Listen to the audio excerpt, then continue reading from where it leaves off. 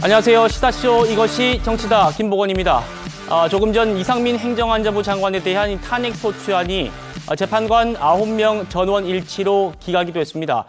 헌정사상 국무위원에 대한 첫 탄핵 심판이 기각으로 마무리되면서 이상민 장관은 곧바로 직무에 복귀했습니다. 자, 이런 가운데 이상방울 대북 송금 의혹으로 재판을 받고 있는 이화영 전 경기부지사가요, 재판정에서 부인과 설전을 벌였습니다. 언론들은 법정에서 부부싸움이 벌어졌다, 이런 제목들을 달고 있습니다. 무슨 일이 있었던 건지 전문가들과 바로 짚어보겠습니다. 어서 오십시오. 자, 말씀드린 대로 오늘 이화영 전 경기도 평화부지사의 재판이 있었습니다. 이 전 부지사가 최근에 이 검찰 조사에서 쌍방울의 대북 송금 관련 내용을 이재명 대표에게 보고했다는 취지로 입장을 번복했다가 이를 또 옥중 편지로 뒤집으면서 진술의 진위 여부를 둘러싸고 정치권이 시끄러웠습니다. 그러다 보니까 오늘 재판에서 이 전 부지사가 어떤 말을 할지 관심이 모아졌죠. 그런데 전혀 예상치 못했던 광경이 벌어졌습니다. 어제 이 전 부지사 부인이 남편의 변호사 일부를 해임하겠다, 이렇게 해임서를 제출했는데 이 전 부지사가 오늘 그건 내 뜻이 아닙니다, 내 뜻과는 전혀 다릅니다, 이렇게 밝힌 겁니다. 쉽게 보기 힘든 생경한 장면인 건 분명하고요. 영상 먼저 보고 오시겠습니다. 일각에서는 이화영 진술 공개 필요한 거 아니냐고 어떻게 보실까요? 검찰의 그 부실한 소설을 여당이 베끼기 하고 있는 것 같습니다. 이재명 대표가 어지간히 다급해진 모양입니다. 민당의 회유 정황이 증거인멸 수위에 임박하고 있습니다.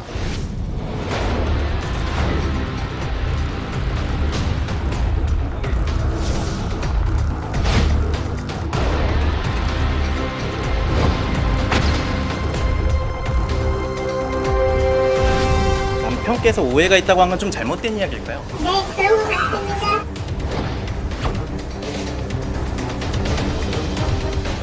제가 아까 흥분해서 그랬는데 왜 저 사람이 저렇게 됐는지 모르겠습니다.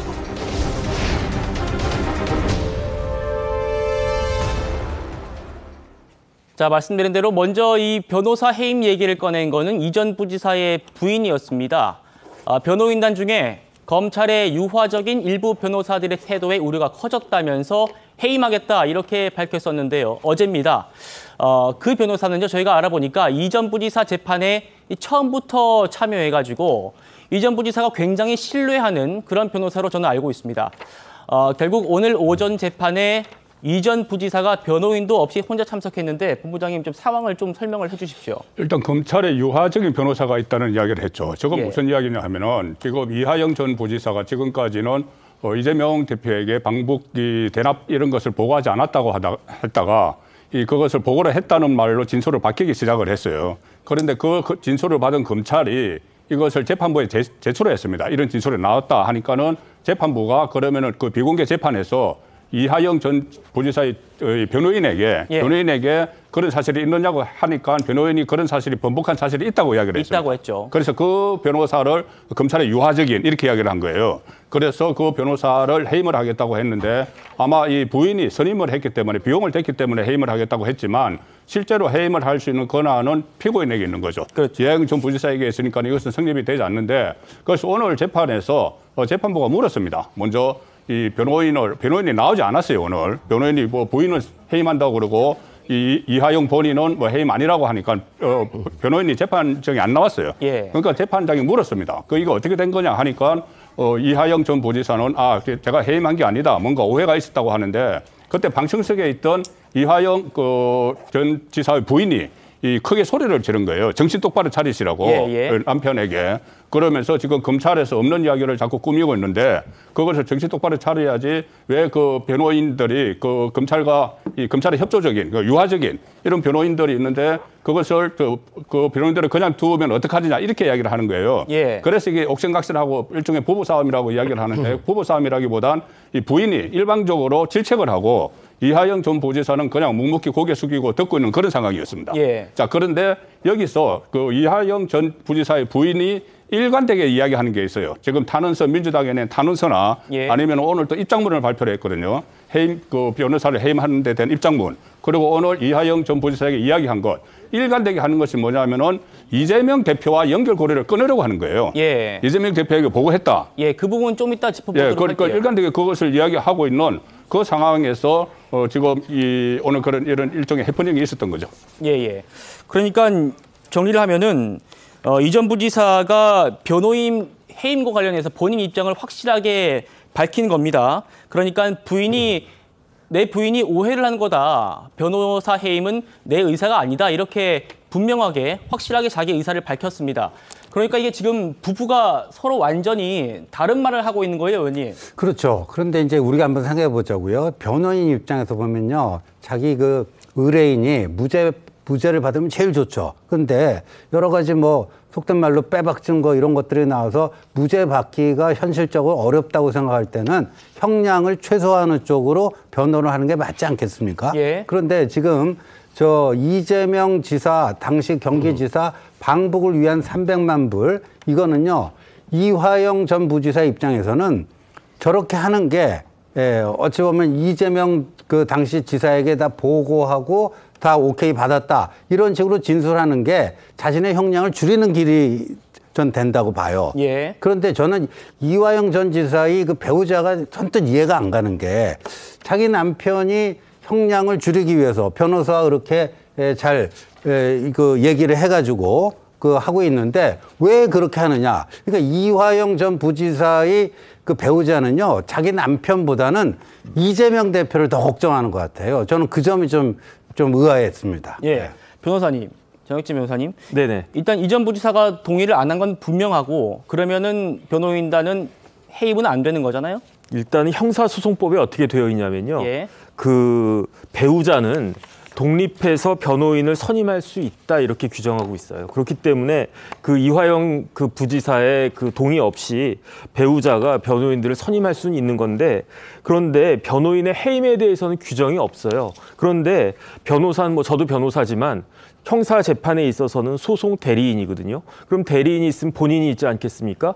본인이 누구냐면 피고인이고 이 경우에 있어서는 이화영 부지사인데, 그렇기 때문에 선임은 그 배우자가 독립해서 할 수 있을진 몰라도 해임은 내가 그 조력을 받아야 되는데 엉뚱하게 배우자가 내 변호사 해임해버리면 전 어떻게 합니까? 그렇기 때문에 해임은 독립해서 할 수 없고 본인인 그 피고인의 의사에 따라야 된다, 이렇게 해석이 될 수밖에 없는데, 예. 제가 봤을 때 이화영 지금 부지사가 변호사를 5군데를 쓰고 있어요. 로펌이 3군데이고 개인 변호사가 2군데인데, 그런데 이제 로펌 중에 한 곳은 지금 수원에서 재판받고 있으니까 수원에 있는 로펌이고, 또 한 곳은 어디냐면은 민변 대표급 변호사가 있는 그러한 로펌이에요. 그 다음에 또 한 군데는 어디냐면 서울중앙지방법원의 부장판사까지 하셨던 그러한 그 대표 변호사가 있는 그 로펌이고, 그 다음에 이제 개인 변호사가 2명인데 그 중에 1명이 누구냐면 현근택 변호사예요. 그렇기 때문에 제가 아무리 봐도 지금 이화영 부지사의 그 실질적인 소송을 진행하는 것은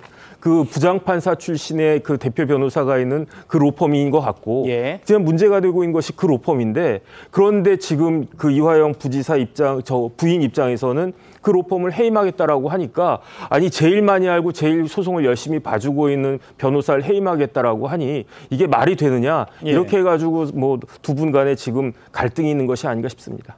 이승훈 변호사님, 지금 두 분이 이화영 전 부지사의 부인이 지금 탄원서도 보내고 또 남편의 변호인단을 해임하고 이렇게 일련의 과정이 있는데, 이게 지금 두 사람이 상의가 잘 안 되는 것 같습니다. 상의는 안 되는 것 같고요.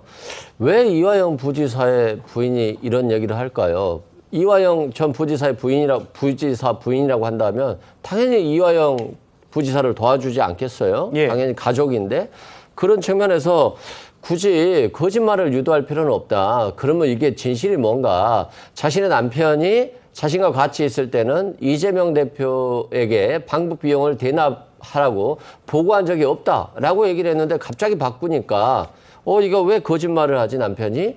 혹시 변호사들이 회유한 거 아니야? 검찰이 회유한 거 아니야? 이런 것에 대해서 문제를 제기한 것 같고요.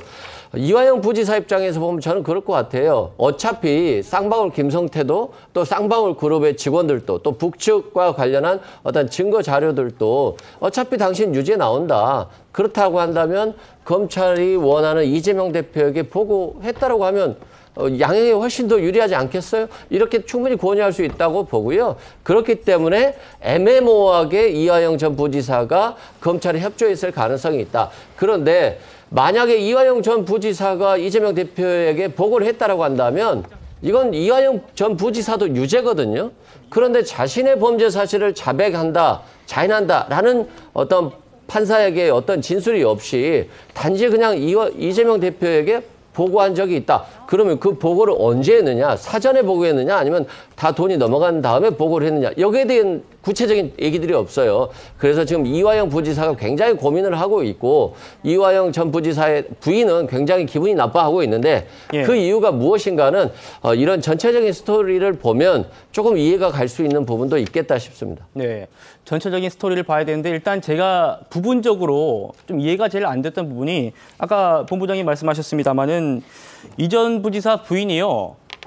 언젠가부터 재판이 이상하게 가고 있다. 당신이 무슨 이재명 대표의 방북을 그렇게 진술했냐. 이게 이화영 재판이냐 이재명 재판이냐 이렇게 이재명 대표의 이름을 언급을 했단 말입니다. 본부장님. 네, 그게 그러니까 이재명 그 대표와 연결이 되면은 이게 이화영 그 전 부지사가 다시 새로운 혐의를 받을 수 있다는 생각을 하는 거예요. 이게 왜 이화영 재판이지 이재명 재판으로 가느냐? 김성태가 나타나고 나서부터 이재명 재판으로 간다 이런 이야기를 했잖아요. 그리고 본인이 직접 탄원서나 뭐 입장문이나 아니면은 뭐 말싸움을 하면서 전부 다 이재명 대표와 연결고리를 끊으려고 하는데 그 이유는 이렇게 볼 수 있습니다. 뭐냐 하면 이화영이 지금 재판을 받고 있는 것은 그 대북송금하고 상관없는 일이에요. 쌍방울에서 3억 원어치 뇌물을 받은 겁니다. 법인카드를 사용을 해서. 그것 때문에 재판을 받고 있는 상황에서 이게 김성태 그 전 쌍방울 회장이 정인으로 나와서 대북송금 이야기에 대해서 자백을 하고 나서부터 이재명 쪽으로 옮겨가는 거거든요. 자, 그러니 부인 입장에서는 아니 그것은 완전히 끊고 지금 받고 있는 이 혐의만 하면 된다. 그런데 여기서 등장하는 제3의 인물이 한 사람이 있습니다. 그러니까 이화영 전 부지사와 이화영 전 부지사가 국회의원 시절에 같이 근무를 했던 여성이 한 사람이 있어요. 그 여성이 재판에 정인으로 나와서 그 카드는 법인 카드는 본인이 받아서 방모 그 부회장에게 쌍방울 부회장에게 본인이 받아서 본인이 썼다 이렇게 이야기를 계속 하고 있거든요. 그렇다면 부인 입장에서는 그러면은 그 이화영 전 부지사가 쓴 게 아니고 본인이 썼다고 주장하는 제3의 인물이 있기 때문에 여기에 집중을 하면은 이 본인의 남편은 제가 가벼워질 수가 있다 이 판단으로 하고 있다고 볼 수 있는데 자 그런데 이재명 대표와의 연결고리를 자꾸 끊으려 하는 이유 중에 하나가 얼마 전에 그 이재명 대표의 핵심 측근이 만나서 뭐 회유를 했다 이런 이야기가 있지 않습니까? 가족을 만나서 그래서 또 그것과도 연결이 되는 것 아니냐는 일각의 뭐 시각도 있는 거죠. 예, 박성민 비서관님. 그러니까 남편 재판에서 부인이 왜 이재명 대표 얘기를 언급했느냐 이 부분이 이상할 수 있다는 거거든요. 어떻게 좀 들으셨습니까? 근데 일단 이 재판에서 이재명 대표와의 연관성이 주목되는 이유는 결국에 지금 검찰의 시각은 이 대북송금이나 뭐 스마트팜 대납 비용, 그러니까 쌍방울이 냈던 그 대납 비용과 관련해서 이재명 대표가 사전에 인지하고 있었다 또는 부정한 방식으로 청탁을 했다라고 보는 게 사실은 검찰의 시각이지 않습니까? 근데 아직까지는 뭐 김성태 전 회장과 이 이재명 대표 간의 연관성을 입증할 수 있을 만한 증거도 사실은 나오지 않았고 이전 부지사가 계속해서 그동안 일관되게 이재명 대표에게는 사전 보고하지도 않았고 나 역시도 몰랐다라고 일관된 진술을 해왔기 때문에 사실 검찰 입장에서는 이 마지막 연결고리가 증거로서 입증되지 않고 있는 상황이었단 말이죠. 그러다 보니까 이화영 전 지사의 이 진술 변화에 우리가 주목하고 있는 이유이기도 한데 이것이 뭐 이재명 대표에 대한 이 부인께서 가지고 있는 생각을 저는 모르겠습니다. 다만 그것과 별개로 이화영 전 지사가 분명히 부인에게 이 상황에 대해서 설명을 했을 것이고 그동안 일관되게 진술했던 내용이 있었기 때문에 이 부인 입장에서는 이 사람이 지금 검찰에 의해서 약간 진술이 변화하고 있는 것 아니냐. 이 사람이 사실은 검찰로부터 회유를 당해서 부당하게 좀 이런 진술 바꿈이 있는 것 아니냐. 이런 부분을 좀 지적하는 것으로 보여지고요. 결과적으로는 사실은 뭐 이전 부지사의 부인도 마찬가지고 본인 역시도 이제 자필로 편지를 써가지고 그런 진술 변화에 사실이 없다라고 증명을 하고 있는 만큼 검찰 측에서 뭔가 무리한 수사를 하려는 시도에 대해서 원천적으로 차단하고자 하는 의도가 부인의 입장에서는 있는 것 같습니다. 예. 이전 부지사 부인은 오전에 재판을 마치고 나오는 길에 취재진을 만나서 이전 부지사가 왜 저렇게 됐는지 모르겠다. 내 남편이 왜 저렇게 됐는지 모르겠다. 이렇게 언급했습니다. 직접 들어보시겠습니다. 제가 아까 흥분해서 그랬는데 조금 더 입장 정리를 해볼게요. 저도 지금 정신이 하나도 없어가지고. 지금 어떤 입장이라고? 아니요. 이제 좀 며칠 있다가. 아니 마음 가다듬어갖고 얘기해. 남편분이랑 입장이 근데 좀 다른, 가족이랑 좀 다른 게 왜 그렇다고 좀. 저는 모르겠어요. 왜 저 사람이 저렇게 됐는지 모르겠습니다. 입장을 오후에 다시 한번 정리를 해서 이야기해 주실 생각이신가요? 아니면 오늘 오후에 안 오세요? 재판 끝나고 입장. 오늘 서민석 변호사님이 안 오신다고 하신 것 같아서 저희는 좀 볼게요. 일단은. 재판에서 했던 입장은 일단은 그대로이신 건가요? 지금 네. 맞습니다. 자, 그러니까 오늘 예정돼 있던 그 2시 재판, 그러니까 오전 재판에는 변호인들이 참석 안 했고 이화영 전 부지사의 의견을 확실히 들었기 때문에 나는 해임하지 않겠다 했기 때문에 오후 재판에는 변호인들이 참석하지 않겠느냐 이런 전망이 있었는데 실제로는 참석하지 않고 결국 끝났습니다. 그 변호사들이 참석하기가 애매한 거죠. 왜냐하면 내가 잘린 건지 안 잘린 건지 그걸 모르겠는데 변호사가 나가야 되겠습니까? 안 나가야 되겠습니까? 일단 안 나가고 본 거고요. 그다음 변호인 입장에서는 굉장히 기분 나쁠 거예요. 예. 제가 봤을 때 아까 말씀드린 그 로펌에서는 다른 어떤 로펌보다도 정말로 열심히 이제 이화영 부지사를 도와주고 있었을 텐데 갑자기 이제 잘린다라고 하니까. 근데 제가 이상하다고 생각하는 게 아무리 부인이지만 이화영 그 부지사의 부인이 어떻게 이렇게 쌍방울 대북 관련해 가지고 시시콜콜하게 잘 아는가? 이화영 부지사가 그렇게 가정적인가? 모든 걸 다 이야기하나? 저는 이렇게 뭐 방송하고 뭐 일하고 하는 거 저희 집사람한테 한마디도 안 하거든요. 그러니까 제가 무슨 짓 하는지 저희 집사람은 추측은 할 수 있을지 몰라도 잘 모를 텐데 어떻게 저렇게 법정에 나와가지고 소리를 지를 만큼 그렇게 잘 알고 있는지 그게 이해가 되지 않고요. 더 이해가 되지 않는 건 뭐냐면 2019년으로 돌아가 보면 5월 달에 이재명 지사가 그 방북 요청을 공문을 보냈어요. 그다음에 실질적으로 7월에 마닐라에서 방북과 관련된 협의가 있지 않았습니까? 경기도하고 북한하고. 그래서 심지어 돈 얘기 남아서 500만 불, 300만 불 그 이야기 나오지 않았습니까? 그런 다음에 11월에 돈이 넘어갔는데 그 돈이 경기도 돈이 넘어간 게 아니고 쌍방울에서 돈이 넘어갔잖아요. 예. 그렇다라고 하면 누군가는 경기도에 누군가는 쌍방울에 김 회장한테 돈을 내달라고 신경 좀 써달라고 부탁을 했다는 거 아니었겠습니까? 그런데 그것이 바로 이화영 부지사였다는 거예요. 그걸 본인이 이야기를 했어요. 그러니까 제가 봤을 때 앞뒤가 딱딱 맞고 더 결정적으로는 뭐냐면은 김성태 회장이 어떻게 진술을 했냐면 이화영 부지사로부터 이화영 부지사가 이재명 그 지사에게 보고했다는 말을 들었다. 이렇게까지 나왔는데 이화영 부지사 입장에서 그다음에 이화영 부지사를 대리하고 있고 도와주고 있는 변호인 입장에서는 이제는 막다른 골목이다. 여기서 더 이상 거짓말을 해봤자 벌만 든다. 이거 빠져나갈 수가 없다. 그러니까 여기에 대해서 정확하게 이야기하고 선처를 구하는 것이 그게 합리적인 그 재판의 방법이다. 저래도 그렇게 어드바이스를 했을 것 같은데 왜 거기에 대해서 지금 다들 저렇게 이야기를 하고 있는지 참 전혀 납득이 되지 않는 그런 측면이 많은 것 같습니다. 이승우 변호사님, 그러니까 지금 이전 부지사의 진짜 입장이 뭔지 이게 지금 헷갈린단 말입니다. 어떻게 보십니까? 근데 저는 헷갈릴 게 없는 게 일단 만약에 이재명 대표에게 보고를 하고 이재명 대표가 오케이 사인을 해서 김성태가 대신 방북비용 300만 달러를 제공했다. 그럼 본인이 자백을 해야 돼요. 본인의 범죄 사실을 인정하고 저는 이재명 대표가 공범입니다. 라고 해야 되는데 그 얘기는 안 하면서 있으니까 지금 애매한 거고요. 검찰도 마찬가지입니다. 미세한 변화가 있었다. 이건 결과적으로 특별한 변화는 없는데 약간 애매모호한 변화가 있다. 이 정도 수준이라고 보고요. 한번 보시죠. 500만 달러가 있잖아요. 경기도가 내야 될 스마트팜 비용을 경기도가 내지 않으니까 북한의 김성애가 이 이화영 전 부지사에게 화를 냈다는 거 아닙니까? 왜 약속을 해놓고 하지 않느냐, 지키지 않느냐.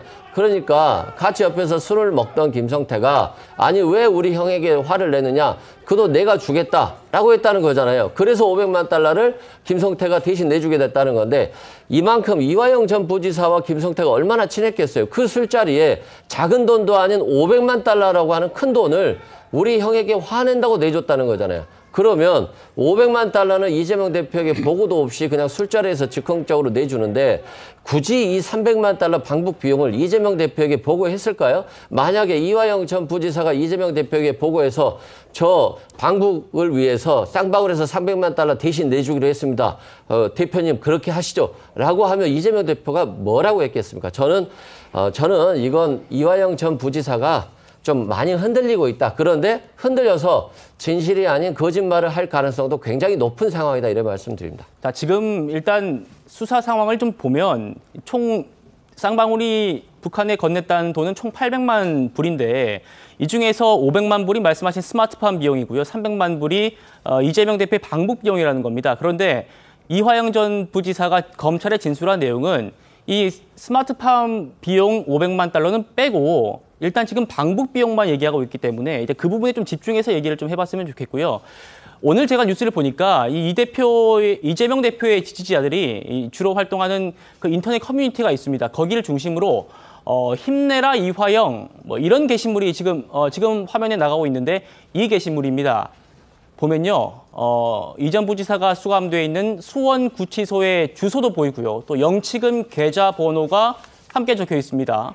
자, 이 대표 지지자들이 이화영 전 부지사한테 편지도 보내고 영치금 보내고 이렇게 응원하자 이런 글을 올리고 있습니다, 의원님. 어떻게 보십니까? 며칠 전에 그 TV조선에서 그 보도한 거하고 같은 맥락이라고 보여지는데 이재명 대표의 최측근이 이화영 측 인사를 만나서 최대한 도와주겠다. 이런 식으로 뭐 설득을 했다 하는 거 아닙니까? 그 이후에 이화영 전 부지사 배우자가 이화영 전 부지사 면회해서 그 옥중 편지라는 걸 받아갖고 나온 거고요. 그러니까 최대한 도와주겠다. 그러니까 지금 힘내라 이화영 해갖고 이재명 대표 지지자들이 저렇게 하는 것도 굉장히 도와주는 거 아닙니까? 아까 우리 정혁진 변호사가 다 설명했지만 변호사를 그렇게 다수를 쓰면 돈이 한두 푼 들어가겠습니까? 뭐 그런 건데 저는 그 이화영 전 지사의 입장은 저는 의외로 심플하다고 봐요. 그러니까 지난주 화요일에 그 서민석 변호사가 법정에서 얘기한 것과 금요일에 이화영의 옥중 편지와 보면요.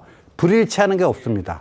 불일치하는, 그 잘 뜯어보면요. 예. 불일치하는, 그러니까 이화영 전 지사의 배우자가 흥분해갖고 그 두 개가 완전히 다르다 이렇게 오늘도 주장하던데요. 그걸 두 개, 화요일 날 서민석 변호사의 증언과 법정 증언과 금요일 이화영 옥중 편지는요. 정확히 다 일치합니다. 그러니까 방북 협조 요청을 했다는 건 인정합니다.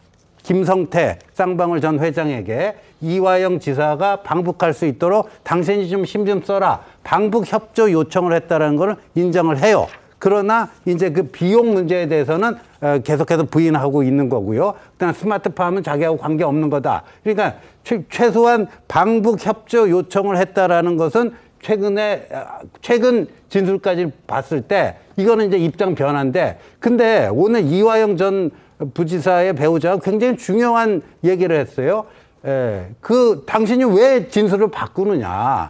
당신이 왜 진술을 바꾸느냐. 그러니까 자기 남편이 진술 번복했다는 거를 인정을 한 거예요. 예, 본인이 그렇죠. 그 실토를 해버린 거예요. 근데 이제까지는 이화영 전 부지사가 이렇게 그 진술 번복한 게 아니라 그 일관된 입장을 유지하고 있다. 엊그저께까지 이화영 전 부지사 배우자가 그렇게 얘기하다가 오늘은 왜 당신이 입장을 바꾸느냐. 그래서 그걸 뭐 꾸짖듯이 얘기하는 거 아닙니까? 그렇습니다. 예. 그 부분이 핵심입니다. 그러니까 이화영 전 부지사 부인은 그리고 민주당은 검찰이 지금 이화영 전 부지사가 진술하지 않았는데 의도적으로 지금 흘리고 있다. 의도적으로 거짓을 흘리고 있다. 이렇게 얘기를 하고 있는데 오늘 이 전 부지사 아내 얘기를 보면 당신이 번복을 할 수 있습니까? 라고 얘기를 한단 말입니다. 그렇죠. 그러니까 그것이 그 검찰의 아까 유화적인 변호인 이야기가 거기서 나왔는데 그러니까는 그 변호인이 그 검찰에 가서 진술을 한 게 그러니까는 법원에서 변호인이 이야기한 게 정확한 코멘트가 이겁니다. 뭐냐면은 그동안 우리 그 본인의 의뢰인이죠. 이화영 전 부지사는 방북 비용은 전혀 모르고 관여하지 않았다는 입장에서 번복을 해서 이렇게 이야기를 했다는 겁니다. 쌍방울의 방북을 한번 추진해 달라고 했다. 여기까지 진술을 했다는 거예요. 예. 그러니까 이 진술은 변호인이 한 겁니다. 변호인이 그 이화영 그 전 부지사가 검찰에 진술한 것을 법원에서 그대로 이야기한 거예요. 그런데 여기까지지만 일단 다른 언론 취재에 의하면 더 구체적으로 나와요. 그러니까 정진상 씨가 요청을 했다. 정진상 씨가 요청을 했으면 방북을 추진해달라고 요청을 했으면 이것은 이재명 당시 지사의 뜻이라는 거죠. 예. 그 부분이 하나 있고 또 하나는 두 번 그 보고를 했는데 그 이화영 전 부지사가 이재명 지사에게 두 번 보고를 했는데 한 번은 이 방북을 하려고 하니까 북한에서 돈을 요구한다. 이것을 보고를 했다고 이야기를 했어요. 그 언론 보도에 따르면은. 그리고 두 번째는 돈을 그 방북 비용으로 100만 불, 200만 불이 갔다. 이까지 또 보고를 했다고 언론 보도에 나옵니다. 진술을 했다고. 그리고 거기에 대해서 또 한 발 더 나가서 대답이 나왔다. 그 이재명 당시 지사가 두 번 다 알았다. 이렇게 대답을 했다는 보도까지 나왔어요. 그래서 그런 진술까지 했는지는 앞으로 재판에서 더 다퉈봐야 되겠지만 어쨌든 본인의 기본 입장이 변했다. 이것은 확인이 되는 거죠. 알겠습니다. 저희가 어제 전해드렸습니다만 민주당이 어제 이 전 부지사에 대한 그 반인권적인 조작 수사를 중단하라면서 수원지방검찰청을 항의 방문했습니다. 그런데 오늘 중앙일보 보도에 따르면요. 이 전 부지사가 어제 변호인한테 민주당 의원들의 항의 방문이 부담이 된다. 민주당이 이렇게 찾아오면은 여당도 정치 공세를 펼 거고 재판도 정치적으로 왜곡될까 걱정했다. 이런 내용이 전해지고 있거든요. 정혁진 변호사님. 네네. 네, 어떻게 좀 들으셨습니까? 글쎄요. 부담이 된다 이렇게 얘기를 했어요. 일단은 지금 제가 생각했을 때 이화영 부지사 입장에서 가장 중요한 것은 무엇인가? 형량을 최소화하는 거예요. 그러니까 뭐 영치금 많이 들어오고 그런 것이 중요하겠습니까? 이화영 부지사 나이가 지금 거의 우리 나이로 60인데 그런데 여기서 징역 10년 받으면 70살이고요. 20년 받으면 80살이란 말이에요. 그러니까 어떻게든 가능한 한 형을 제일 줄일 수가 있는 것이 언제인가. 제가 지금 이걸 쭉 찾아봤더니 변호인 중에서 이 재판에 쭉 참석하고 있었던 그 변호인은 지금 이야기한 그 법무법인밖에 없어요. 거의 예. 다른 변호사들은 출석도 안 하고 있는데 그렇기 때문에 가장 믿고 의지할 만한 사람은 누가 뭐라고 해도 밖에 있는 뭐 지지자들이나 그런 사람들은 재판과 관련해 가지고는 큰 의미가 없다고요. 실질적으로. 예. 그렇기 때문에 오히려 밖에서 나와가지고 이렇게 수사가 아니라 재판에 영향을 주는 그런 행동들이 이화영 부지사 입장에서는 더더군다나 만약에 이화영 부지사가 뭐 나이가 한 40대나 그 정도 됐다라고 하면 내가 정치적으로 재기를 해야 되겠다 이런 생각을 가지고 달리 생각을 했을 수 있겠는데 지금 뭐 이화영 부지사가 정치적인 생명운은 하겠습니까? 어떻게든 빨리 형량을 최소화하는 게 그게 문제일 것이지. 그렇기 때문에 지금 그런 부분들에 대해서 이화영 부지사가 굉장히 큰 부담을 갖고 있는 것이다라고 저는 판단이 됩니다. 자, 박성민 비서관님. 좀 전에 보도가 나온 내용인데 어제 저희가 또 전해드렸습니다만 그 민주당 의원들이 잇따라서 이 전 부지사한테 면회를 신청을 했단 말이에요. 특별면회 신청했는데 좀 전에 나온 보도 따르면은 수원구치소에서 잇따라 거부를 했다 이렇게 얘기를 합니다. 그러니까 이게 이화영 전 부지사가 거절을 한 건 아니고요. 수원구치소에서 특별면회를 거부를 한 건데 이 부분은 좀 어떻게 말씀하실 부분이 있으실까요? 근데 거부의 사유가 구체적으로 뭐였는지는 제가 잘 모르겠습니다만 뭐 특별면회까지 이렇게 거부를 하는 게 뭐 상식적이냐 뭐 이런 질문은 좀 드는 것 같습니다. 왜냐하면 과거에 이제 정성호 의원이 몇 달 전이죠. 이제 김용 정진상 씨를 이제 면회하면서 이 특별접견에서 약간의 좀 설화도 있고 거기에 대한 이제 정치적인 뭐 비판이 좀 오고 가는 지점들이 있었는데 그때에도 이제 특별면회 자체가 이제 칸막이 없이 진행되는 면회이기는 합니다만 어쨌든 그 내용을 뒤에서 기록을 하고 있는 사람이 있다라는 사실이 드러났고 또 그때 한동훈 장관이 특별면회에서도 녹음이 될 수 있도록 좀 개선을 하겠다라고 조치 개선을 이미 밝힌 바가 있었어요. 예, 그렇기 예. 때문에 사실 특별면회의 제도적인 허점이나 뭐 좀 약간 국민들로부터 눈높이에 맞지 않는 부분 같은 경우에는 저는 이미 개선 조치가 이루어졌을 거라고 보는데 아마 약간 이 재판 자체에 정치적인 영향력을 끼치려는 게 아니냐, 민주당 의원들에 대한 그런 시선이 있어서 구치소에서 그런 결정을 했는지는 잘 모르겠습니다만 뭐 이것까지 막을 필요는 없다. 근데 그것과 별개로 이제 민주당 의원들이 이렇게 좀 검찰에 항의 방문하고 이런 거는 저는 조금 신중하게 생각하셔야 된다고 봅니다. 왜냐하면 이 재판 자체를 당의 중심에 끌어오게 되는 것이 과연 누구한테 좋을 것이냐, 이런 지점도 좀 생각을 해보셨으면 좋겠고, 불공정하고 반인권적인 수사에 대해서 좌시하지 않겠다 정도의 입장만 나와도 저는 충분히 검찰 측에서도 이런 부분을 신경 쓰지 않을까라는 생각도 하고 있습니다. 네, 이 부분은 좀 설명을 드려야 되는데 이미 일단 민주당 의원들이 7명이 특별면회를 했어요. 그동안 작년 9월에 구속된 이후에. 근데 특별면회를 바로 가서 지금 특별면회 하겠다고 해서 되는 게 아니에요. 미리 신청을 하면은 이 각 구치소별로 심사를 합니다. 심사를 하는데 지금 그 구치소에서는 이하영 전 지사가 구속되는 구치소에서는 매주 화요일 날 심사를 한다는 거예요. 화요일 날 심사를 해서 신청한 것을 심사를 해서 그때 뭐 특별 면회를 되든 안 되든 하는 건데 민주당 의원들은 가서 적석해서 특별 면회를 하겠다고 하니까 그게 제도적으로 안 되는 거죠. 그 상황이지 무슨 뭐 의도적으로 특별 면회를 안 시켰다 이건 아닌 거죠. 뭐 오늘 가서 신청을 한 건 아니고 제가 알기로는 19일 날 신청을 넣었는데 오늘 아마 결과가 나온 것 같아요. 그렇죠. 그러니까 화요일 날 오늘 결과가 나온 것 같은데. 의원님. 근데 이제 이런 거죠. 오늘 그 중앙일보 그 기사는요. 저는 이런 거라고 봐요. 이화영 전 부지사가 어제 자신의 변호인에게 어제 박범계 의원, 민영배 의원 4명이 수원지검 와갖고 뭐 농성하고 자기 뭐 만나게 해달라, 검찰이 뭐 조작 수사, 반인권 수사다 뭐 규탄하고 이러고 갔잖아요. 그게 부담스럽다는 얘기가 뭐겠어요? 오지 말아달라는 얘기죠. 근데 당신들이 나를 위해서 온 게 아니다. 그 얘기를 하고 있는 거예요. 저 온 분들은 이재명 대표를 위해서 온 거지 나를 위해서 온 게 아니다.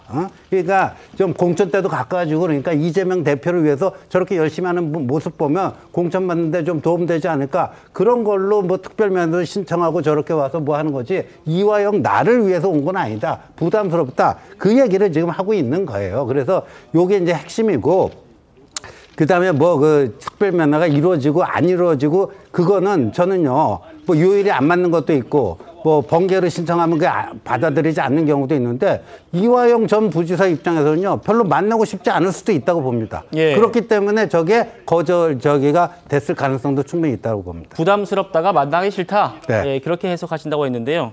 다른 의견을 낸 사람이 있습니다. 박범계 의원입니다. 얘기 들어보시겠습니다. 이화영 전 부지사가 민주당 의원들의 항의 방문에 대해서 좀 부담된다라고 얘기했다는 중앙일보 단독 보도가 있거든요. 그냥 뭐 부담된다, 뭐 정치적으로 이용될까봐라는 얘기인데 이화영 부지사의 직접 친필 민주당에 접수된 서면에 의하더라도 일관됩니다. 저는 뭐 그런 보도에 대해서 크게 괴념치 않습니다. 그런데 이화영 지사는 왜 부담이 된다고 했을까? 제가 지금 그 기사로 이화영 전 부지사의 태도가 다 결정났다고 보지는 않습니다. 부담스러워 한다느니 안 했느니 정치적인 무슨 그런 걱정을 한다느니 안 했느니 그런 것을 미리 예단하고 결론을 낼 필요는 없지요. 자, 그러니까 지금 민주당 의원들이 내부에서도 또 여러 가지 얘기들이 나오고 있습니다. 비명계에서 좀 관련해서 곱지 않은 시선들을 보내고 있는 것 같은데 이원욱 의원, 비명계로 분류되고 있는 이원욱 의원이 이 대표 측에서 이 전 부지사를 만나서 당이 돕겠다고 말한 건 뒷거래로 충분히 오인받을 수 있다. 이렇게 우려를 표했습니다. 들어보시겠습니다. 어떻게 판사가 판단할 것인가라고 하는 것이 핵심이고요. 만약에 이화영 전 부지사의 입이 정말 이재명 대표에게 향한다면 보고를 했다 뭐 이런 사법 리스크가 굉장히 커질 수가 있는 상황으로 보여집니다. 지금 TV조선 보도에 따르면 이재명 대표 그 최측근이 이화영 전 부지사 만나서 당이 최대한 돕겠다 이거 전했다고 하는데 만약에 그 내용이 사실이라면 뒷거래로 충분히 오인받을 수가 있고 대나무 밑에서는 각근을 매지 마라라고 하지 않았습니까? 그런 오해받을 일은 자체를 안 하는 것이 올바르다. 자, 그러니까 이원욱 의원은 민주당 의원들이 수원지검을 갈 게 아니라 민생 현장을 찾아가야 한다. 또 이재명 대표의 극성 지지층인 이 개딸들한테는 사랑받을 행동이겠지만 국민도 잘했다고 박수 치겠느냐. 당 지지도가 무서울 정도로 빠지고 있다. 이렇게 비판의 목소리를 냈는데 이승훈 변호사님 공감하십니까? 공감이 되는 부분이 있죠. 왜 그러냐면 뭐 이재명 대표 측 입장이라든가 민주당 입장에서 보면 이화영 전 부지사가 거짓말을 할까 봐 걱정할 수도 있고 진실을 말할까 봐 걱정할 수도 있죠. 이건 국민들이 판단할 부분인 건데 그렇기 때문에 뭐 조급할 수도 있을 것 같아요. 전자인지 후자인지는 결국에는 신만이 알겠습니다만 그래서 이런 부분에 대해서는 민주당이 좀 조심을 해야 될 것 같고 실제 또 민주당이 이화영 전 부지사를 위해서 도와줄 게 뭐 있겠습니까?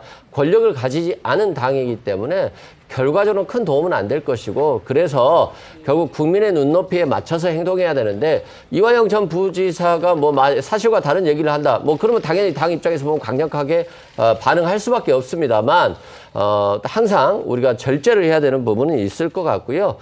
그래서 이화영 전 부지사가 진실을 말할 것이라고 믿고 또 바라보는 것도 좋을 것 같고요. 또한 다만 이게 이제 자꾸 이 사건은 이재명 대표의 재판이 아니에요. 이화영 전 부지사의 재판이고 이화영 전 부지사 입장에서 보면 뇌물과 정치자금법 위반으로 9억 원 정도가 지금 기소돼서 재판을 받고 있거든요. 이거 형 입장에서 보면 굉장히 셀 것이고 또한 자신이 범죄 사실을 부인하고 있어요. 조국 전 장관의 부인도 범죄 사실을 부인해서 한 징역 4년 정도 굉장히 좀 높은 형을 받았다고 판단하고 있거든요. 그래서 지금 이화영 전 부지사 굉장히 고민할 거예요. 자신의 범죄 사실을 자백해야 될지 부인해야 될지 또 그 옆에 있던 변호사가 끝까지 있었다라고 한다면 당연히 또 이거 유죄 판결 나올 수 있기 때문에 자백을 하는 게 좋겠습니다라고 권유할 수도 있거든요.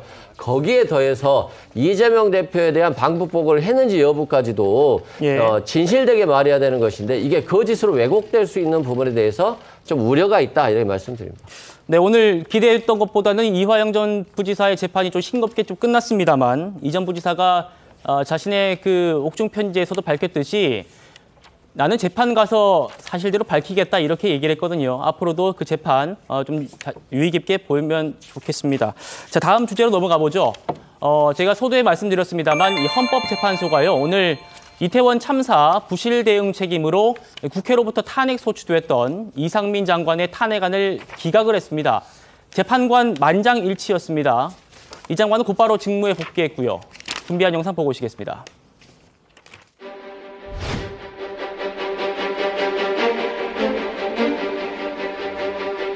통상과 달리 경찰이나 소방 인력이 미리 배치함으로써 해결될 수 있었던 문제는 아니었던 것으로 적지 않은 분들이 마음의 상처를 받은 것으로 알고 있습니다. 국민 여러분께 심심한 사과의 말씀입니다. 행정안전부 장관 이상민 탄핵 소추안은 가결되었음을 선포합니다.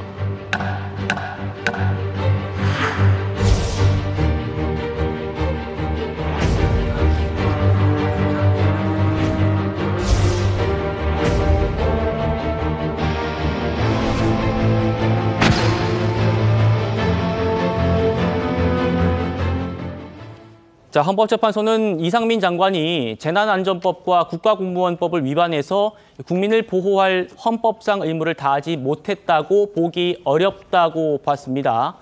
이상민 장관이 참사 원인 등에 대해서 발언을 했던 거는 국민의 오해를 불러일으킬 여지가 있어서 부적절했다 이렇게 평가를 하면서도 그 발언으로 파면을 정당화할 정도로 재난안전관리 행정 기능이 훼손됐다고 단정하기 어렵다 이렇게 판단을 했습니다. 정 변호사님. 네네. 일단 재판관 9명이 만장일치로 이렇게 결정했다는데 의미가 좀 있어 보입니다. 그렇죠. 조금 전에 이 그 판결이 결정이 나오기 직전에 어젠가요? 그 김승원 그 의원이 재판관 성향 때문에 만약에 기각이 되더라도 기각이 될 수 있을 것 같다. 그게 걱정이 된다. 이렇게 이야기하지 않았습니까? 그런데 재판관 성향은 무슨 재판관 성향입니까? 다 만장일치로 다 기각이 됐는데. 그런데 만약에 그 이상민 장관에 대해서 탄핵을 소추했으면서 탄핵이 결정이 될 거라고 기대했던 사람이 과연 있었을까요? 저는 거의 없었을 거라고 생각이 되거든요. 왜냐하면 법적으로 도저히 걸 수가 없는 아무런 요건도 해당되지 않는 그런 것이었기 때문에 지금 크게 세 가지였는데요. 그 탄핵 소추를 한 이유가 첫 번째는 예방 조치를 했었어야 했는가? 두 번째는 사후에 조치가 제대로 되었었어야 됐는가? 그 다음에 국가공무원법상의 성실과 품위 유지 의무를 위반했었어야 됐는가? 이 세 가지였는데 이것이 이상민 장관한테는 결부될 것이 하나도 없단 말이죠. 그래서 저도 사실은 이상민 장관이 정치적으로 책임을 져야 된다. 왜냐하면 재난을 총괄하고 있는 부서가 행정안전부이고 행정안전부 장관이 그와 같은 할로윈 참사 같은 일이 벌어졌으면 정치적으로 도의적으로 책임을 지는 게 맞다라고 생각을 했는데 민주당이 이렇게 이 문제를 법적인 문제로 끌고 감으로 인해 가지고 오히려 이상민 장관에게는 면죄부를 주게 된 거고요. 그다음에 얼마 전에 그 홍수 피해 같은 경우에 만약에 정부가 우왕좌왕한 모습이 있었다라고 하면 그것은 민주당이 장관을 탄핵해서 장관이 제자리에 정위치하지 못하도록 했기 때문에 이런 일이 벌어진 것이 아닌가라는 역풍이 오히려 그런 비난이 민주당에 돌아갈 수밖에 없다. 참으로 한심한 그러한 민주당이 아니었나 하는 생각이 듭니다. 네, 헌재가 만장일치로 기각은 했습니다만 어떤 발언은 부적절했다 이렇게 얘기를 했거든요. 어떤 얘기인지 들어보시겠습니다.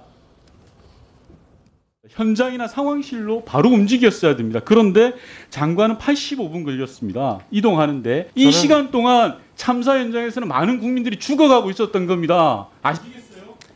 이 시간은 이미 골든타임이 지난 시간이었고요. 의원님하고는 생각을 조금 달리합니다. 골든타임 지났다고 얘기합니까? 장관께서는 골든타임 지났다고 얘기하고요? 그게 말 아닌가? 제가 그 사이에 놀고 있었겠습니까? 의원님? 한번 상식적으로 한번 생각을 해보십시오. 자, 저 부분은 좀 비판받을 소지가 있다 이런 얘기지만 어쨌든 핵심 쟁점으로 됐던 부분들은 전부 다 기각이 됐습니다. 그러니까 대통령실도 반응을 곧바로 냈고요. 목적과 요건에 맞지 않는 거대 야당이 탄핵 소추권을 남용했다. 이런 반헌법적 행태는 국민의 준엄한 심판을 받을 것이다. 이렇게 얘기를 했습니다. 자, 민주당이 무리하게 탄핵을 밀어붙였다. 뭐 이런 좀 비판은 피하기 어렵다는 지적이 있습니다. 박 비서관님. 아니 근데 저는 민주당이 아무것도 안 했다면 그것이 더 무능한 일이었다라고 생각을 합니다. 그리고 이미 탄핵 소추를 제기하기 전에 대통령께 여러 차례 해임 건의를 한 바가 있습니다. 근데 지금 이 이상민 장관에 대해서 정치적으로 책임을 지을 수 있는 사람은 누굽니까? 현 정부의 대통령이 윤석열 대통령입니다. 대통령께서 경질을 하셨어야 마땅한 일이었죠. 근데 대통령께서는 이상민 장관의 책임을 사실상 감싸기에 급급했고 거기에 대해서 저희가 여러 차례 정치적으로 해결할 수 있을 만한 수단을 강구했음에도 불구하고 대통령이 받아들이지 않았기 때문에 저희로선 최후의 수단을 사용할 수밖에 없었다 이렇게 말씀을 드리고 싶고요. 법적 책임에서는 이 헌재의 판단을 통해서 이상민 장관 본인은 자유로워졌을 거라고 본인은 판단할지도 모릅니다. 하지만 저는 여전히 법적으로 뿐만 아니라 법적인 사안을 차치하고라도 저는 정치적으로 이미 행안부 장관에 대한 국민들의 판단은 끝났다라고 보여집니다. 이태원 참사는 사실 사전에 인파가 많이 몰릴 것이 예상됐던 행사였고 거기에 대해서 행안부 장관이 재난 컨트롤 타워로서 사후에 참사가 일어났을 때 아까 윤건영 의원께서 지적하신 대로 거기에 이동하는 데 사실은 시간이 엄청나게 많이 걸렸습니다. 심지어는 대통령보다도 주무부처 장관이 이상민 장관이 이 참사 발생 사실을 늦게 인지했습니다. 그러니까 이런 식으로 본인의 책무를 제대로 다하지 못한 사람에 대해서 정치적인 책임을 묻지 않은 정부가 저는 부끄러워해야 된다고 생각합니다. 근데 이렇게 9대0 전원일치 이런 판결이 나왔는데 아직까지 민주당에서 사과 내지 유감 뭐 전혀 반성의 이 기미가 보이지 않고 우리는 그냥 할 일을 했을 뿐이다 이렇게 하는데요. 그 9대0 그걸 어떻게 설명하겠습니까? 어째 헌법재판관 구성이 다양합니다. 뭐 보수, 중도, 진보 다양한데 그 성향이 다른 사람들이 저렇게 전원일치로 했을 때는 말도 안 되는 탄핵 소추안을 국회가 헌법재판소에 보냈다는 얘기 아니겠습니까? 그리고 민주당은요, 노무현 전 대통령 탄핵 소추의 아픈 추억을 가지고 있는 당 아닙니까? 그 당시에 노무현 전 대통령이 뭐라고 그랬죠? 열린우리당이 총선에서 승리하는데 도움이 된다면 난 뭐든지 하고 싶다. 근데 그 헌법재판소에서 기각 결정을 내리면서 공직선거법을 위반한 것은 맞나?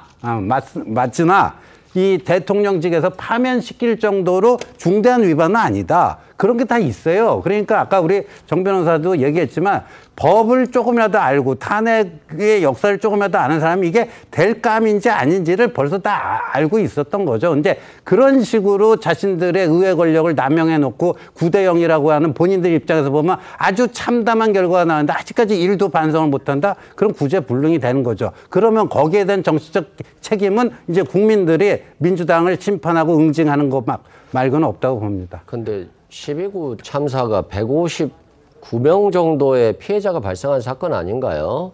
그리고 어처구니 없는 사건이었잖아요. 112 신고가 경찰에 갔어도 제대로 대응하지 못하고 소방도 대응하지 못하고 지하철에 역사도 제대로 대응하지 못하고 정말 참담한 후진국형 사고가 발생했는데 책임지는 사람이 없다? 오직 책임은 경찰서장, 구청장, 밑에 있는 사람들 이 사람만 책임지고 행안부 장관 책임 안 진다? 국무총리도 책임 안 진다? 오송 지하 참사도 뭐 책임지는 사람이 아마 없을 것 같고요. 아마 거기에 출동한 뭐 112 신고 경찰이나 처벌될 수 있을지 모르겠습니다만 이게 지금 굉장히 무책임한 정부 아닌가요? 저는 해임 건의를 했으면 대통령이 고민을 했다라고 한다면 민주당이 탄핵소추 안 했을 거라고 봐요. 왜? 탄핵소추 하더라도 중대한 법률 위반이 없다고 볼 수 있어서 기각될 수 있기 때문이라고 봅니다. 그렇다고 한다면 해임 건의를 했으면 최소한 대통령이 좀 사과하면서 적극적인 모습을 보여줬어야 되는데 그렇지 않았기 때문에 이상민 장관을 너무 두둔하는 모습만 보여줬기 때문에 탄핵소추를 한 거예요. 이 탄핵소추가 가결되길 바라고 한 것은 아니다. 다만 정치적 도의적인 책임은 역사적으로 지어야 한다는 측면에서 했다는 것을 좀 인지해 주시길 바랍니다. 네, 일단 뭐 이상민 장관이 제일 하고 싶은 말이 많지 않겠습니까? 뭐 오늘 얘기 들어보니까 뭐 더 이상 소모적인 정쟁을 멈춰달라 지금 이렇게 말씀들 많으신데 뭐 정쟁 멈추고 다시는 이런 아픔을 겪지 않도록 우리 모두 힘을 모으자 이렇게 얘기를 했습니다. 자, 그러니까 167일 만에 직무에 곧바로 복귀했는데 뭐 제일 먼저 어디를 갔냐 봤더니 수해 현장부터 갔습니다, 본부장님. 네. 그러니까 지금 말씀하신 건대로 왜 책임지는 사람이 없느냐. 그것은 뭐 그 사법적으로 책임진 사람들도 있고 그다음에 정무적인 판단을 하는 것은 대통령 인사권자 대통령의 정무적 판단에 의한 거죠. 그런데 지금 그 대통령실에서도 국민의 준엄한 심판이라는 말까지 나올 정도로 이게 뭐냐 하면은 오늘 수해 현장을 바로 갔잖아요. 그리고 또 중앙재난안전본부 거기 가서 또 근무를 합니다. 그 저녁에는. 그러니까는 167일이죠. 167일 동안 직무가 정지가 됐습니다. 17개 부처 중에서 한 부처의 장관이 이 167일 동안 업무를 하지 못하는 그 사이에 수해도 일어나고 여러 가지 재난도 있었죠. 그것을 직접 지휘하지 못하도록 하는 그런 다수당의 힘으로 그렇게 밀어붙였기 때문에 이 후유증이 있다는 겁니다. 그래서 일단 그 어떤 그 정치적 영역에서는 민주당이 다수당의 힘을 가지고 밀어붙여서 탄핵을 소추안을 의결을 했지만은 사법적 영역에 들어오면은 사법적 영역에서는 이 법률을 위반했는지 아니면 헌법을 위반했는지만 판단을 하는 그 결과로 지금 그 9명 만장일치로 이 기각이 된 겁니다. 얼마 전에 한동훈 법무부 장관이 제기를 했던 그 금수안박법 여기에 대해서 권한쟁의 심판에서 5대4로 기각이 되거나 각하가 됐거든요.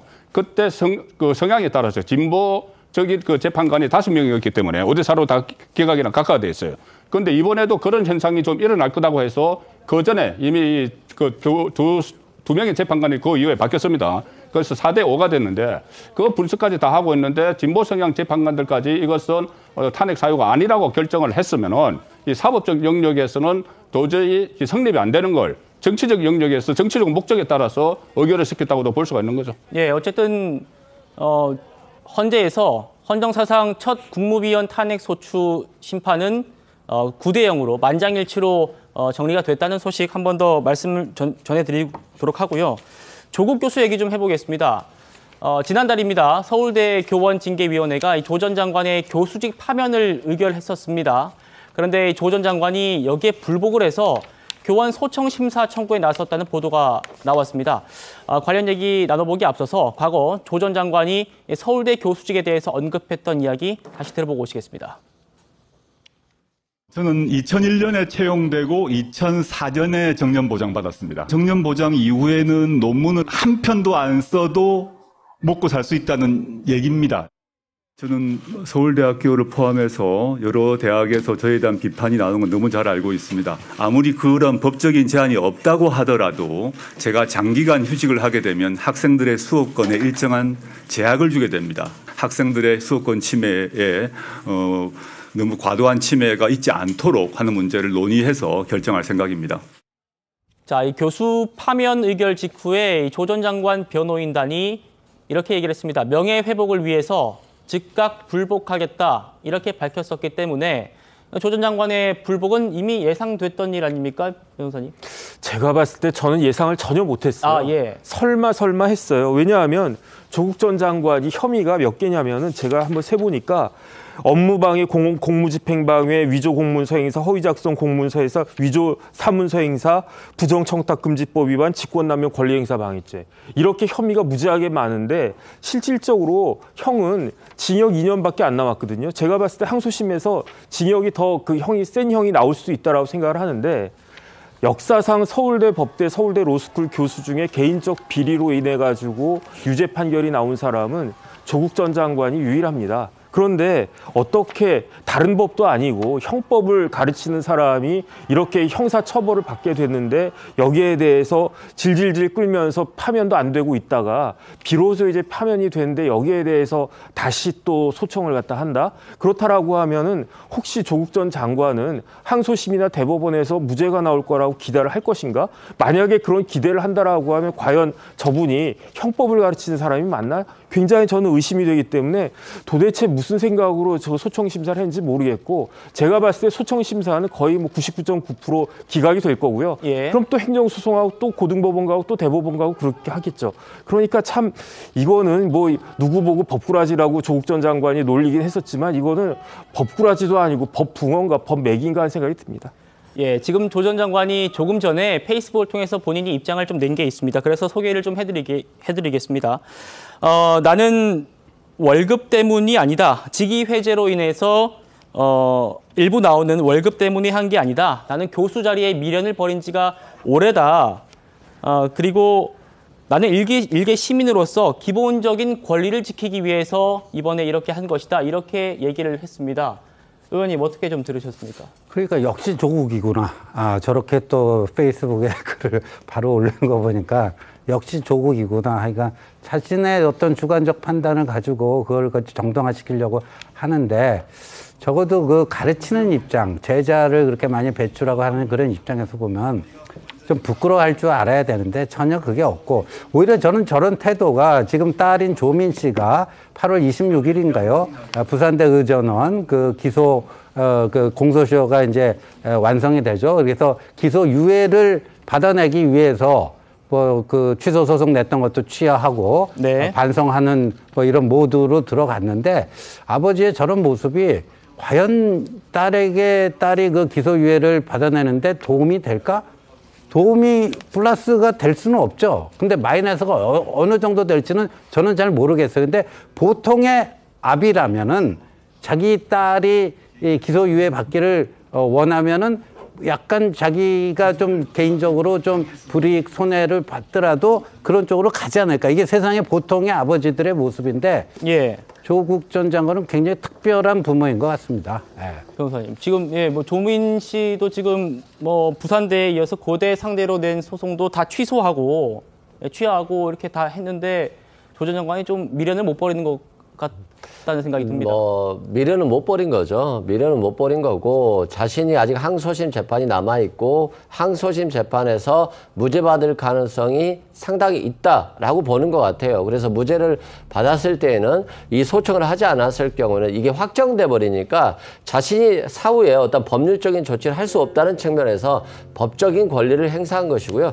국민들 입장에서 보면 조국 전 장관의 행동에 대해서 비난할 수 있겠습니다만 우리가 또 다른 측면에서 보면 헌법상의 권리인 최소한의 뭐 재판을 받을 권리, 소청 심사할 권리 이런 것들을 행사하는 것 그 자체를 비난해 버린다라고 한다면 조국이라고 하는 어떤 사람에게 법적인 구제 절차를 포기하라고 강요하는 것과 같거든요. 저는 그렇게까지 가는 것 자체는 그렇게 뭐 적절하지 않다고 생각되고요. 예. 다만 자신이 형사사건에서 무죄를 주장하다가 판사에게 괘씸죄가 걸려서 형을 더 많이 받는 경우는 많아요. 그건 이제 본인이 무죄를 주장했기 때문에 받아야 될 감당할 부분이라고 생각되고요. 하나를 주면 하나를 받듯이 어떤 법적인 절차까지도 비난하는 것이 옳을까에 대한 어떤 법치주의 관점에서는 조금 저는 그렇게 적절해 보이지는 않습니다. 예, 과거에 조국 전 장관이 교수직도 다 내려놓고 인간 조국으로 살아가야지라는 마음을 보인 적이 있습니다. 들어보시겠습니다. 저는 뭐 민정수석도 아니고 장관도 35일짜리 장관을 했고 대학 교수도 조만간 아마 그만두거나 그만두게 될 것 같고 그것을 모두 받아들이고 다 내려놓자 마음 정리를 하고 있습니다. 교수 조국 그 앞에 있는 것 다 없이 그냥 인간 조국, 시민 조국으로 살아가야지 이런 마음을 가지고 되뇌이고 있습니다. 자, 제가 조 전 장관 입장문, 조금 전 나온 입장문을 설명해 드리면서 좀 중요한 부분을 좀 빠뜨린 것 같아서 추가로 좀 전해드리겠습니다. 조 전 장관이 어떻게 얘기를 했냐면요.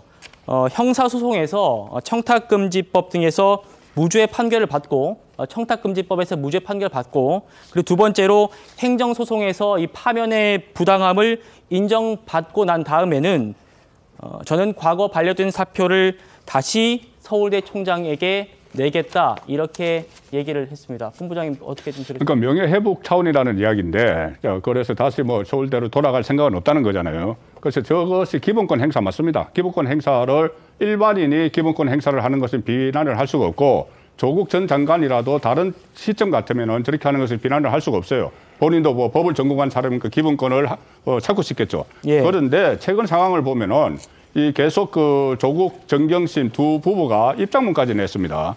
지금 뭐 가족의 그러니까 아들 딸의 입시 비리에 대해서 그런 의혹들이 뭐 사회적 물의를 일으킨 데 대해서 반성한다는 입장문까지 냈어요. 그리고 또 성찰한다, 뭐 계속 성찰하겠다 이런 이야기도 조국 전 장관이 재판에 들어가면서 했고, 네. 그러니까 반성한다는 취지로 계속 이야기를 했습니다. 그거의 목적이 뭐냐? 또 이런 그 이야기가 나왔지 않습니까? 그 조금 전에 그 말씀하신 대로 조민 씨의 공소시효가 완성이 돼가니까 기소를 하지 못하게 그러니까 검찰에서 그 입장을 요구를 했습니다. 예. 조국 전 장관에게. 그러니까 조국 전 장관이 그것을 후회하는 것 같은 그러니까 조민 씨와 같은 입장을 취하는 듯 했어요. 그런데 법원에 막상 들어가서는 항소심 첫 재판에 들어가서는 그 다 부인을 했어요. 예. 공고 사실을 다 부인을 했습니다. 그리고 또 지금 이렇게 본인과 관련된 기본권을 다시 찾는다 이 시점에서 한다면은 그러면 조국 전 장관의 입장은 도대체 뭐냐? 이것을 인정을 하는 거냐? 그러니까 입시 비리 그리고 이제 사회적으로 상당히 박탈감을 느끼는 국민이 많은 이런 상황을 인식을 하고 있는 거냐? 아니면은 본인은 여전히 나는 그 죄가 없고 검찰 개혁을 하다가 이 검찰의 그 보복을 당한 거라고 생각을 하느냐? 원초적인 문제에 다시 직면할 수밖에 없는 상황이 되는 거죠. 알겠습니다. 자, 다음 소식으로 좀 넘어가 보도록 하겠습니다. 자, 민주당의 전당대회 돈봉투 살포 의혹의 핵심 피의자로 지목된 송영길 전 대표가 오늘 자신을 수사하고 있는 서울중앙지검을 찾았습니다. 저번처럼 뭐 자기를 조사해달라 이러면서 셀프로 출두한 건 아니고요. 이번에는 윤석열 대통령을 고발을 하러 간 겁니다. 자, 이 얘기는 잠시 뒤에 더 해보기로 하고 송 전 대표는 일단 본인이 혐의를 받고 있는 돈봉투 살포 의혹을 재차 부인을 했습니다. 직접 들어보시겠습니다. 여전히 돈봉투 살포 혐의에 대해서 부인하고 계신 건지. 지금 박 전 보좌관이 현재 구속돼서 기소가 됐는데 제가 듣기로는 본인은 5천만 원을 김모 씨 사건으로 받은 사실 자체가 없고 받은 사실 자체가 없으니까 윤관석 의원에게 전달했다는 사실 자체도 성립할 수가 없고 그러니까 송영길이 안다고 보고했다는 말 사실 자체도 성립할 수 없는 구조로 되어 있습니다. 검찰은 수수한 의원 20명을 특정했다 이렇게 말을 하고 있는데 선거 때 후보자가 모든 국회의원들을 만나러 다닙니다. 아침마다. 국회의원들이 바쁘기 때문에 조찬 모임을 다 합니다. 그게 보이는 게 무슨 금품 수수의 증거가 될 것이며 그런 공개적 장소에서 금품을 전달한 사람이 누가 있겠습니까?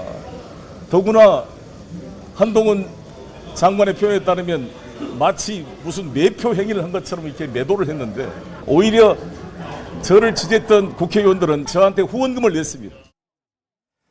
자, 그러니까 뭐 한동훈 장관이 마치 내가 매표 행위를 했다는 듯이 매도했다. 그런데 나를 지지했던 이성만 의원은 매표에 당한 게 아니라 오히려 내 공식 후원 계좌에 후원금을 냈다 이렇게 얘기를 하는 겁니다. 그런데 이건 새로운 주장은 아닌 것 같아요. 한동훈 장관 얘기에 좀 방점이 찍혀 있는 것 같은데 박 비서관님 어떻게 보셨습니까? 그러니까 일단 그 한동훈 장관의 발언이 이제 매표행위다, 매표행위를 했다라고 이제 송영길 전 대표를 지목한 데에 대해서 본인이 좀 억울함을 호소하는 것으로 보여지고요. 본인은 아주 지속적으로 그런 돈을 주고받는 행위에 가담한 적이 없다, 그런 일이 없다라고 일관되게 이야기를 하고 있는 상황이기는 합니다. 다만 이제 이미 캠프 관계자들이라고 할 수 있는 분들의 이제 통화 녹취록이 공개가 된 상황이기도 하고, 사실 이 사건의 핵심은 저는 당내의 선거에서 일어난 금권 선거라는 게 문제의 본질이다라고 생각을 하거든요. 예. 그렇기 때문에 이게 본인은 매표 행위를 하지 않았다라고 이야기를 할진 모르겠지만 사실상 보좌관의 이름도 통화 녹취록에 등장을 하고 있는 것이고 특정한 의원들의 육성까지도 녹음에 이제 공개가 된 상황이기 때문에 여기에 대해서 송영길 전 대표가 본인의 입장을 계속해서 피력할 수는 있어도 그것이 국민적인 소구력을 가질 수 있을지는 상당히 좀 의문이 있습니다. 예. 앞서 한동훈 장관은요, 이 캠프 관계자들이 돈 봉투를 주고받은 상황을 자세하게 진술하고 있다 이렇게 강조를 했는데요. 직접 들어보시겠습니다. 민주당 송영길 캠프의 핵심 관계자들이 돈 봉투를 만들고 주고받는 상황과 경위에 대해서 자세하게 진술하고 있습니다. 뿌려준 불법 자금의 출처도 자기들 돈이 아닌 것으로 확인됐습니다. 이런 매표 행위에 대해서 왜 이렇게 일반 국민들이 비교적 소액을 주고받은 사건에까지 대부분 구속되는지, 그 이유는 바로 돈으로 표를 사고 파는 것이 민주주의 존립 자체를 위협하는 중대 범죄이기 때문입니다. 자, 그리고 언론을 통해서 많이 공개가 됐습니다. 이정근 전 사무부총장과 또 강래구 전 감사의 통화 녹취록인데요. 여기에는 송영길 전 대표가 이 박 보좌관이랑 협의를 하라고 했다 이런 대목이 나오거든요. 들어보시겠습니다. 이제 또 오늘 그 박보하고도 확인을 했거든. 이제 따로 이제 그렇게 했는데 그게 그날 10개를 쓰셨는데 총은 어쨌든 몰라 뜬금없이 나한테 를 배제하지 말고 하고 협의해가지고 해라 그렇게 얘기하더라고. 자, 이 언론 보도들을 보면은 민주당 돈봉투 수사 아직 이성만 의원을 제외하고는 돈을 받은 의원들이 소환 조사를 받지는 않은 걸로 그렇게 전해지고 있습니다. 검찰이 송영길 전 대표 스스로 좀 조사해달라고 이렇게 얘기를 하는데 언제쯤 좀 소환이 예상을 해볼 수 있을까요? 저는 개인적으로 7월 중에는 소환이 될 것으로 예상을 했는데 이제 7월이 거의 다 갔으니까 아마 8월 중에는 소환을 하지 않을까 그 생각이 들고요. 그다음에 아무리 송영길 대표가 그렇게 이야기를 하면서 변명을 하고 아무리 송영길 대표가 검찰 한동훈 법무부 장관을 공격을 해도 결과는 어떻습니까? 이정근 부총장 말고 강래구 씨, 박 보좌관 다 구속됐잖아요. 이성만 의원도 만약에 이제 불체포 특권에 뒤에 숨지 않았다라고 하면 제 생각에는 구속영장 발부됐을 가능성이 굉장히 크거든요. 법원이 검찰입니까? 아니면 법원이 마찬가지로 그렇게 되어 있습니까? 그게 아니고요. 그다음에 다른 걸 다 떠나가지고 더불어민주당의 당원을 보면 80조에 어떻게 규정하고 있냐면은 부정부패 혐의로 기소된 사람은 당직자가 기소와 동시에 정지된다라고 이렇게 규정을 하고 있는데 그런데 이때 부정부패란 무엇이냐? 그 당원에 어떻게 되어 있냐면 뇌물하고 불법 정치자금 수수를 대표적인 부정부패 혐의로 규정하고 있어요. 그런데 그 일이 언제 있었느냐? 송영길 대표가 당대표 선거에 나갔던 그 시점에 있었는데 그렇다라고 하면은 아무리 그 당대표까지 했던 사람이 이런 일이 있었으면은 입이 10개라도 반성을 하고 가만히 있어야지 어떻게 저렇게 계속적으로 변명할 수가 있을 것인가. 어쨌든 그런 생각이 들고요. 이제 조사 좀 있으면 이제 시작이 될 것 같으니까 여태까지 중앙지검 2번 나갔으니까 이번에 가면 이제 30판 나가게 되는 건데 이번엔 잘 출석하셨으면 좋겠습니다. 알겠습니다. 자, 앞서 말씀드렸듯이 국민의힘에서는요, 갑자기 이 윤석열 대통령 고발 카드를 송 전 대표가 꺼내드니까 이걸 비판했습니다. 직접 들어보시겠습니다. 송영길 대표님, 그래서 돈봉투 줬습니까? 안 줬습니까? 대체 왜 윤 대통령을 고발하겠다는 것인지 수십 번을 읽어봐도 무슨 말인지 알아들을 수가 없습니다. 윤 대통령을 끌어내려야 한다는 증오심만 가득 담긴 운동권식 선전선동과 쟤도 잘못했는데 왜 나만 가지고 그러냐는 매우 1차원적인 궤변으로 무장한 개딸에게 보내는 호소문일 뿐이었습니다. 이승훈 변호사님, 지금 송영길 전 대표가 본인 지금 수사받고 있는 부분이 있는데 이 부분에 대해서는 그렇게 막 썩 시원하게 해명은 못하고 갑자기 또 윤석열 대통령을 또 고발하고 뭐 이런 좀 다소 좀 이해하기 힘든 행보를 하고 있다.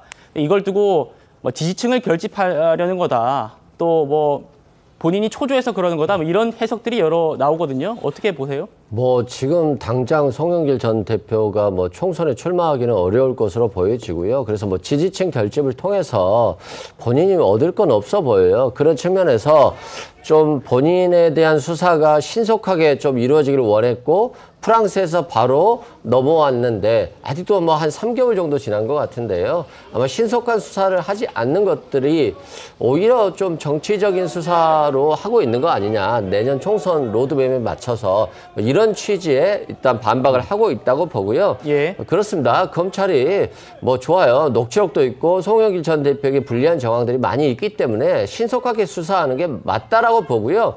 지금 정도 되면 뭐 20명도 특정됐다. 뭐 송영길 전 대표 불러서 조사하겠다 이런 얘기들이 나온 게 벌써 한 뭐 2, 3주가 지났어요. 좀 신속하게 조사를 해서 국민들이 원하는 뭐 진실을 좀 밝혀야 될 것 같고요. 또 송영길 전 대표 입장에서 보면 자신에 대한 수사가 이런 전당대회 돈봉투 수사뿐만이 아니라 자신의 주변과 지인들까지 모든 것들을 다 수사하고 있기 때문에 그렇다고 한다면 야당 수사만 하지 말고 본인들도 한번 수사를 해봐라. 윤석열 대통령 선거 때 10원 한 장 피해준다고 한 적이 없었는데 자신의 장모가 이번에 유죄 판결을 받고 350억, 100억 통장 잔고 증명서를 위조한 걸로 해서 사기죄는 빠졌습니다만 징역 1년 실형 선고받고 구속되지 않았습니까? 그렇다라고 한다면 많은 사람들에게 피해를 줬을 건데 이게 허위사실 공표 아니냐? 또 도이치모터스 주가 조작과 관련해서도 4천만 원밖에 손해봤다라고 했는데 실은 뭐 3개월에 9억 정도를 벌었다는 것들이 사실상 기사로 나왔기 때문에 예. 이런 것도 공직선거법상 허위사실 공표로 여야 똑같이 수사를 하는 게 맞지 않냐? 뭐 이런 뭐 비판을 하고 있다고 보면 될 것 같습니다. 아니, 근데 헌법에 보면 대통령은 재임 기간 중 불소추 특권이 있는데 저 변호사예요, 송영길 씨가. 그걸 모르고 저렇게 했겠습니까? 근데 자신의 보좌관인 박영수 씨가 사업가로부터 5천만 원 받은 적 없다고 그랬잖아요. 근데 그 사업가 김모 씨는 줬다고 그랬거든요.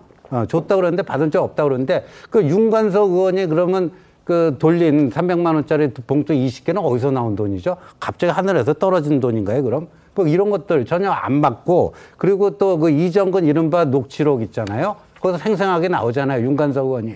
원래 받을 그 리스트에 없는 애들이 뭐 두 개를 가져갔다 뭐 이런 것까지 나오는데 그럼 그게 다 조작된 것인가 뭐 이런 건데 그래서 저는 지난번에 그 윤관석, 이성만 두 현역 의원에 대한 거를 이제 민주당이 방탄을 쳐가지고 불발로 끝났는데 이제 7월 29일부터 8월 14일까지인가가 비회기예요. 그러니까 저는 검찰이 여기서 진검승부를 해야 된다고 봐요. 검찰이 윤관석, 이성만 두 현역 의원에 대해서 다시 구속영장을 재청구해서요.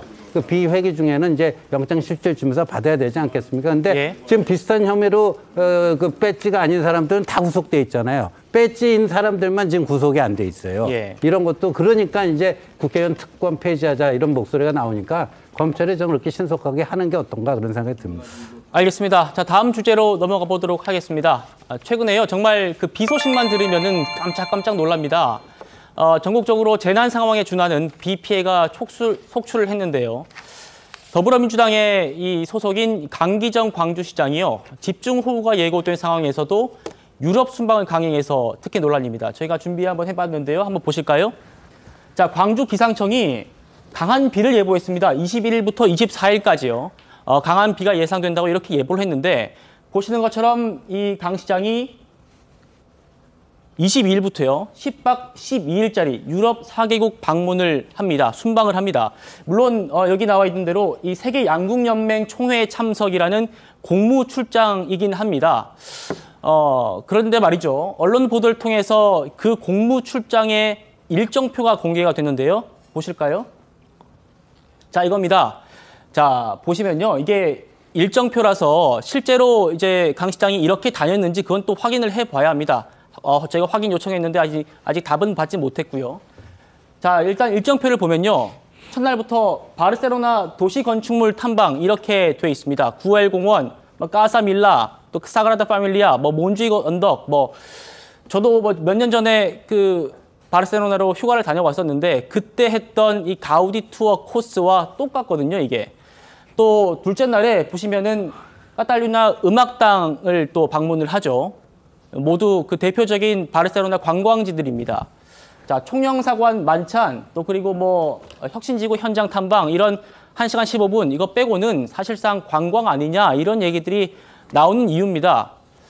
자, 이날은 또 광주시 공무원들이 비상 3단계를 발령해서 전 직원이 또 비상근무도 소집을 하고 있었을 그럴 때라고 해서 또 더 비판이 나오는 것 같아요, 본부장님.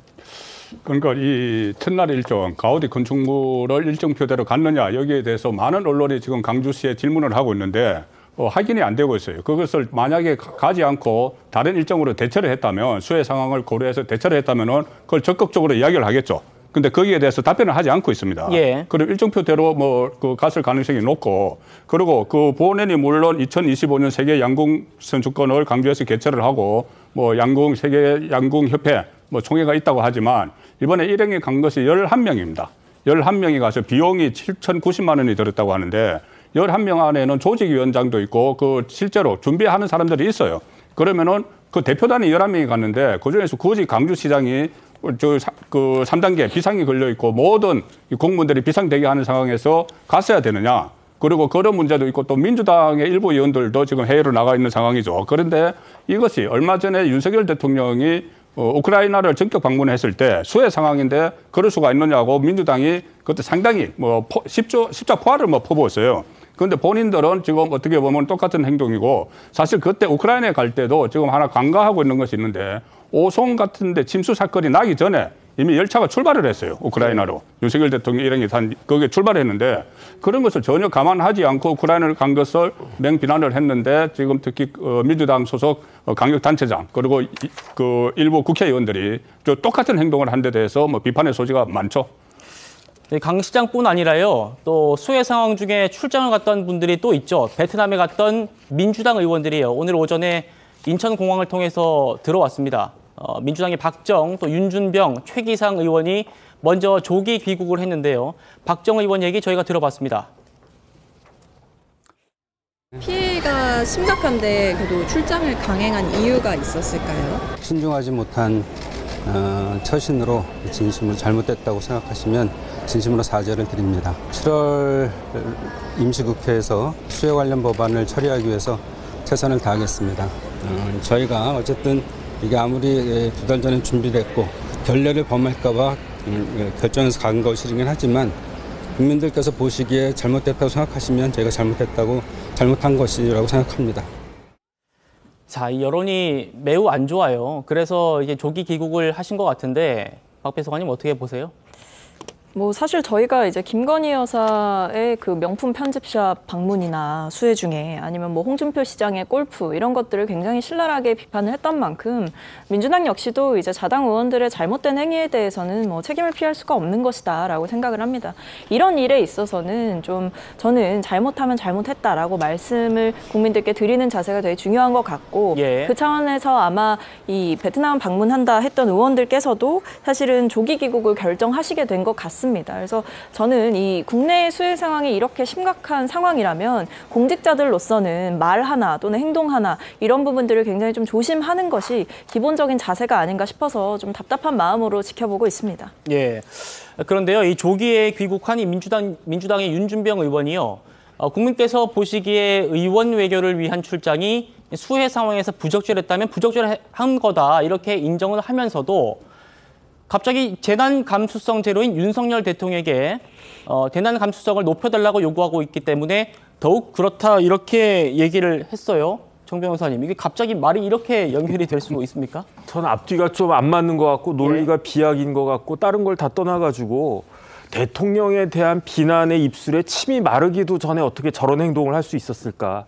더군다나 윤 대통령은 위험을 무릅쓰고 열 몇 시간 거쳐가지고 기차 타고 우크라이나라도 가신 거 아니겠습니까? 그런데 강 시장님은 뭐 가가지고 관광하시고, 제가 봤을 때 이왕 간 김에 라리가도 보고 오시지 왜 그냥 오셨는지 모르겠고요. 다른 걸 다 떠나가지고 지금 수에 관련해가지고 우리나라에서 물 관리를 하는 부처는 환경부입니다. 이제 국토부가 아니고. 그런데 환경부를 관장하는 환노위원장이 지금 같은 상황에서 그렇게 갔다? 이거는 제가 봤을 때 무슨 생각을 하시면서 의정 활동을 하시는지, 그런 반성이라도 하셔야 되는데 왜 이렇게 또 말에 사족을 많이 붙이시는지 참 납득이 되지 않는 그런 측면이 너무 많은 것 같습니다. 알겠습니다. 저희는 1분 뒤에 돌아오겠습니다.